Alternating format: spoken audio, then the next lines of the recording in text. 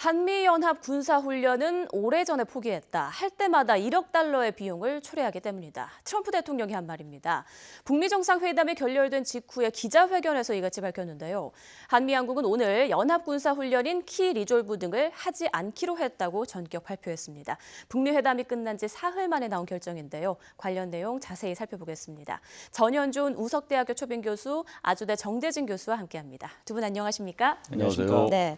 자, 먼저 한미연합 군사훈련부터 좀 살펴보겠습니다. 우리 귀에 익숙한 키 리졸브 연습, 독수리 훈련, 이 이름을 단 훈련이 이제 앞으로 쭉 이루어지지 않는다는 얘기죠.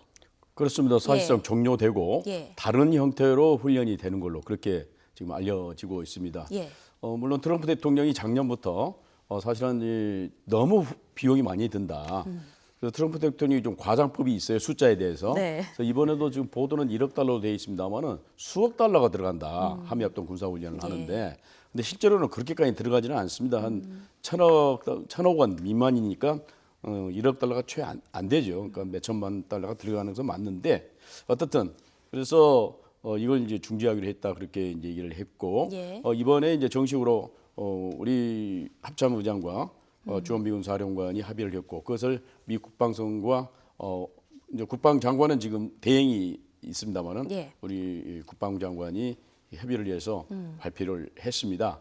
그래서 이제 키 리졸브 훈련은 동맹이라고 하는 그런 이름으로 4일부터 12일까지 일주일간 되는 걸로 돼 있고, 독수리 훈련은 대대급 이하 소규모 단위로 훈련을 하되 뭐 연중 실시하는 걸로 어떤 특정한 기간을 정해서 훈련하는 게 아니고 뭐 연중 이렇게 상시적으로 실시하는 걸로 해서 기본적으로는 이제 훈련을 중지하면서 발표한 그 하나의 그 목적이랄까, 그것은 한반도 긴장 완화를 시키는 거고 북한의 비핵화를 좀 완전한 비핵화를 촉진시키기 위해서 이걸 이런 식으로 일단 종료를 한다 그렇게 발표를 했거든요. 그렇지만 또 그 배후에는 트럼프 대통령이 한미합동 군사훈련에 대해서 굉장히 부정적인 생각을 갖고 있습니다. 그래서 물론 이제 정치적으로는 이걸 조금 한국이 거의 전적으로 모든 비용을 부담해 주기를 바라는 그런 이제 트럼프 대통령의 내심이 이제 작용한 걸로 생각이 됩니다만, 어쨌든 트럼프 대통령이 한미합동 군사훈련을 중지하는 걸 종료하는 걸 결정을 했기 때문에 사실 미군들도 따르는 거고, 미군은 기본적으로 국군 통수권자가 대통령이기 때문에 그대로 따른다 그런 입장이었습니다. 트럼프 대통령의 내심도 많이 작용을 했을 것이고, 그리고 뭐 여러 가지 한반도 완전한 비핵화를 위해서 외교적인 노력이다 이런 명분도 있는 것 같습니다.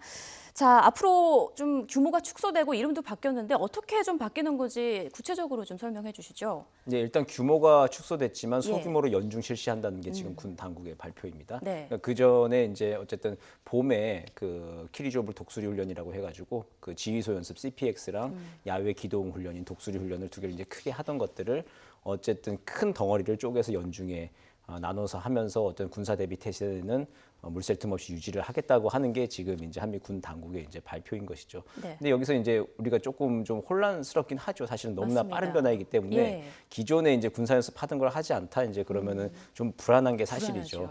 하지만 이제 이성적으로 좀 생각해 보면은 어쨌든 군 당국의 발표 그대로 보면은 한반도 평화 분위기를 군사적으로 뒷받침한다. 그러니까 우리도 이게 지금 군사 전략과 국방 정책의 큰 틀에서 좀 생각을 해봐야 되는데.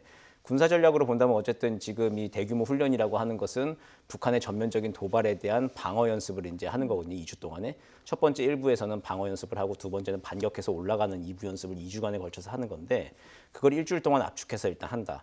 그리고 나머지 부분들은 계속 쪼개서 한다라고 하는 것들이 하던 걸 안 하니까 이제 좀 불안한 게 좀 있는 것이죠. 하지만 지금 우리를 둘러싼 이게 한반도 전구 환경을 둘러싼 거 봤을 때 북한의 전면적 도발이라고 하는 게 이제 가능성이 점점 낮아지고 북한은 오히려 비대칭 전략, 핵과 미사일을 만들어가지고 우리를 공격을 했던 거기 때문에 군사 전력의 대수정, 국방 정책의 대수정이 불가피한 상황인 것입니다. 그래서 어쨌든 지금 한미 군사 연습의 성격과 내용들도 좀 바뀌어야 되는 판인데 그 판에서 어쨌든 지금 그런 축에서 움직이고 있는데 마침 또 트럼프 대통령이 비용 얘기를 하면서 자꾸 안 하는 쪽으로만 얘기하니까 이성적으로는 이해가 됐는데 정서적으로 지금 불안한 상태인 거죠. 맞습니다. 그 두 양자를 좀 한 1, 2년 해가면서 지금 조정을 해야 되는 좀 과제가 남아 있는 것 같습니다.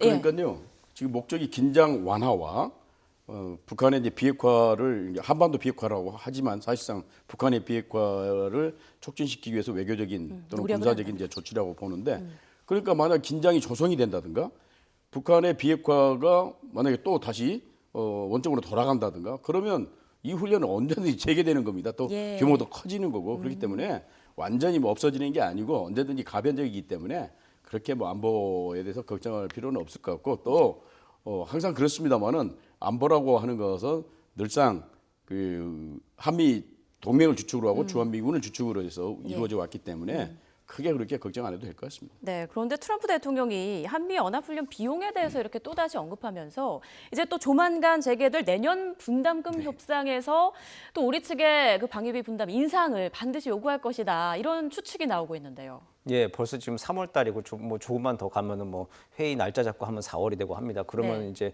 올해 방위비 분담금 협정 뭐 회의할 시간도 사실 별로 없어요. 그렇게 되면 자동적으로 이제 그 전력 증강비만큼 비율대로 올라가게 돼 있고 하는 건데 어쨌든 우리가 한미 군사 방위비 분담금은 조금씩 좀 올라가게 되어 있는 거고 예. 트럼프 대통령은 계속 압박을 할 거고 나토랑 일본 같이 이제 예를 들면서 이제 이랬을 때 우리도 좀 근본적인 재검토를 해야 되는 거죠. 이 방식대로 계속 가는 게 아니라 우리는 지금 그 한미 분담금 방향이 이게 총액형으로 되어 있거든요. 그러니까 1조 4천억 중에서 우리가 한 1조 정도를 지금 부담하는 걸로 되어 있는데 총액을 주고 거기서 이제 그 주한미군이 이제 알아서 처리를 하는 것이죠. 예. 근데 이제 일본 같은 경우에는 소요 충족형이라고 해가지고 주일미군이 필요한 게 이러이러한 것이다라고 얘기를 하면 그 일본 당국과 협의를 해가지고 아 이러이러한 부분들이 필요하구나 해가지고 서로 이게 나누는 형식이고 돈을 부어주는 형식이죠. 그러니까 우리처럼 총액으로 하게 되면은 이제 그 액수 가지고 서로 이게 기분이 나쁘게 되는 거죠. 사실 그 돈 그쵸. 4천억 우리 더 내는 게 우리 예산이 없어서 못 내는 거 아닌데 국민 정서상 또 이렇게 한미동맹 친구끼리 이렇게 돈거래하는 게 기분 나빠서 이제 계속 매년 문제가 생길 겁니다. 그랬을 때 이제 근본적으로 이게 그 총액형 말고 뭐 소요 충족형이라든지 아니면 나토처럼 아예 한미 동맹이면은 지금 앞으로 우리가 또 전자권 전환하면서 자주 국방을 하게 되면은 뭐 우리가 주도를 좀 해야 되잖아요. 그랬을 때 아예 우리 국방 예산, 방위 예산의 총 비용으로 그냥 보는 개념. 그러니까 나토가 이제 방위 예산용으로 같이 편성을 해버리거든요. 예. 뭐 하여튼 그런 식의 해외 모델도 좀 참고를 하면서 근본적인 좀 재검토를 좀 해야 될 시점인 것 같습니다. 네, 알겠습니다. 자, 이번에는 2차 북미 정상회담 얘기로 좀 넘어가 보죠. 2차 북미 정상회담 합의가 결렬로 끝나면서 이게 뭐가 어디서부터 잘못된 건지 앞으로 어떻게 대책을 세워야 하는지 모두 고심이 깊은 상황인데요. 먼저 회담 결렬의 결정적인 원인 뭐라고 보십니까? 우선 좀 큰 틀에서 보게 되면 북미 간의 불신이 너무 깊다. 예. 적대 관계가 오래 이제 지속되다 보니까 그렇습니다만은 신뢰가 없는 거죠. 서로 못 믿는 거죠. 큰 틀에서는 좁게 보게 되면은 북한이 실시하려고 하는 그 비핵화의 범위와 예. 미국이 요구하는 비핵화의 범위가 일단 다른 거고, 그다음에 세 번째로는 그 제재 해제 문제에 있어서 불일치가 좀 있었다고 생각이 됩니다. 예. 특히 이제 두 번째에 있어서 비핵화의 범위를 김정은 위원장은 영변을 완전히 폐기하는 걸로 자기들은 생각을 하고 나왔던 것 같고 트럼프 대통령과 이제 미국 측은 영변 가지고는 안 된다. 플러스 알파. 그러니까 영변 지역 외에 다른 지역도 포함해서 비핵화를 해야 된다. 그렇게 이제 주장을 했었는데 뭐 거기에 대해서 트럼프 대통령도 뭐 여러 가지 얘기를 했습니다마는 자기들도 좀 준비가 부족했고 당연히 북한은 거의 영변 이외에는 생각지도 않고 예. 나온 그런 상황이었는데 조금 이제 의아스러운 것은 실무회담을 물론 기간은 짧았지만 오랫동안 실무회담을 했었거든요. 네. 비건과 김혁철이. 맞습니다. 근데 거기에서 여러 가지 얘기가 다 나왔을 겁니다.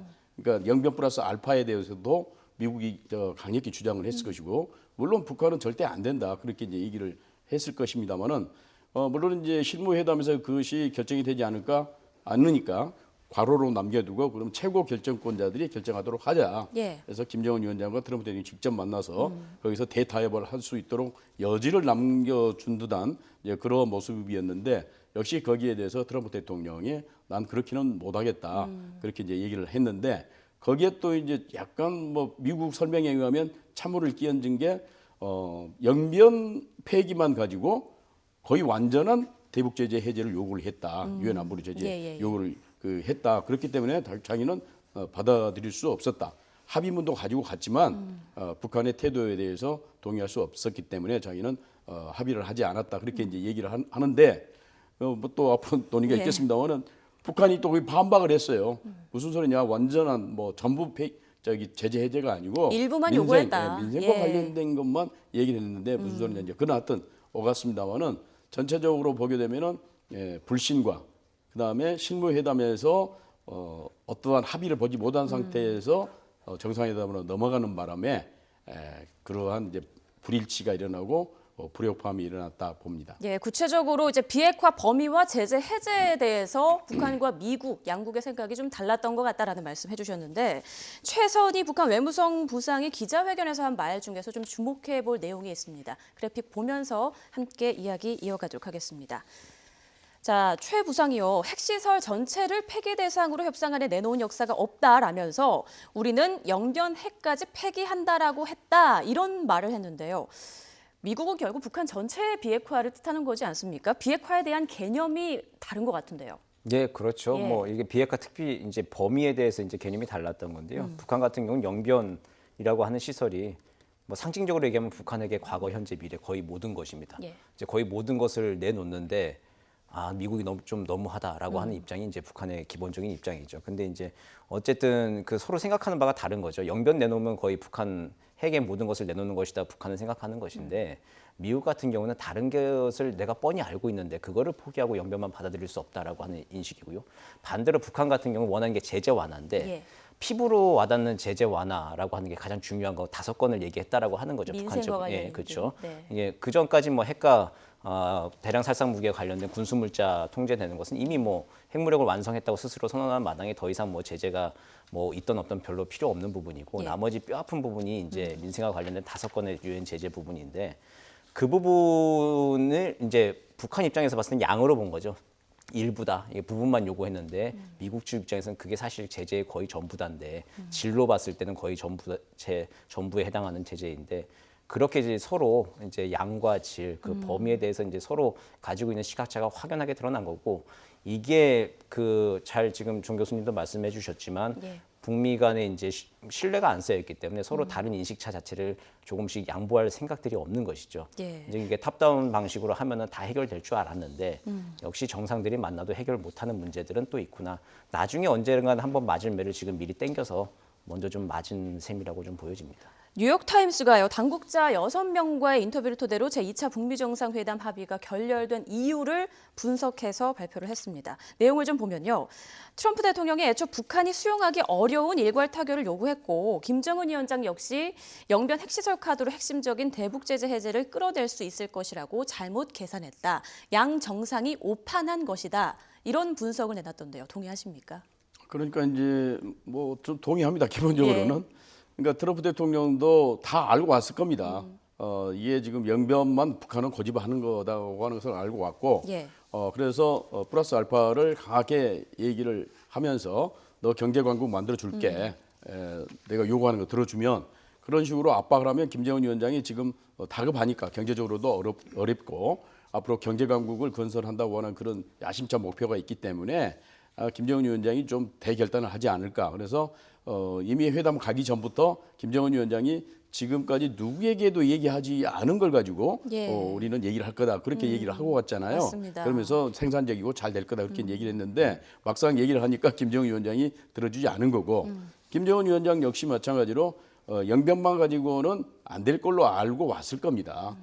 영변만 가지고는 미국이 대북 제재를 해제해 주겠느냐 그런 생각을 가지고 왔는데 또 트럼프 대통령이 여러 가지로 국내적으로 어렵지 않습니까? 예. 따라서 이번에 뭔가 성과를 내려는 그런 정치적 야심을 가지고 나왔기 때문에 자기들이 좀 이걸 푸시를 하면 밀어붙이면 트럼프 대통령이 물론 아까 이제 그 우리 정 교수 얘기한 소위 이제 5가지 유엔 안보리 제재를 모두 해제는 아니지만 그래도 거기서 한두 가지 정도는 최소한 뭐 석탄 수출을 얻어낸다든가 예. 그렇잖아요. 예. 노동자 해외 진출을 좀 얻어낸다든가. 그러니까 원래 북한의 협상 전술이라는 것은 100이라고 하는 것을 요구하고 그다음에 얻는 것은 뭐 한 50을 얻는다든가 이런 이제 협상 전술을 썼거든요.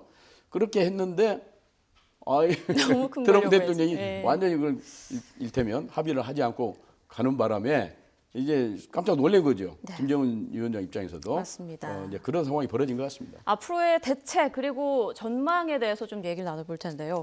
북미 양측이 이렇게 입장 차가 큰데요. 앞으로 어떻게 합의점을 찾을 수 있을지 참 우려도 되고 궁금합니다. 정상이 다시 만날 가능성 있을까요? 뭐 양 정상이 어쨌든 헤어질 때 웃으면서 헤어졌다는 거 아닙니까? 맞습니다. 그러니까 만날 여지는 좀 남겨놓고 있는 것인데 예. 뭐 시간은 좀 걸리긴 하겠지만 다시 만나겠죠. 근데 이제 만나게 되는 과정에서 서로 이제 면을 세워줘야 되는 것이죠.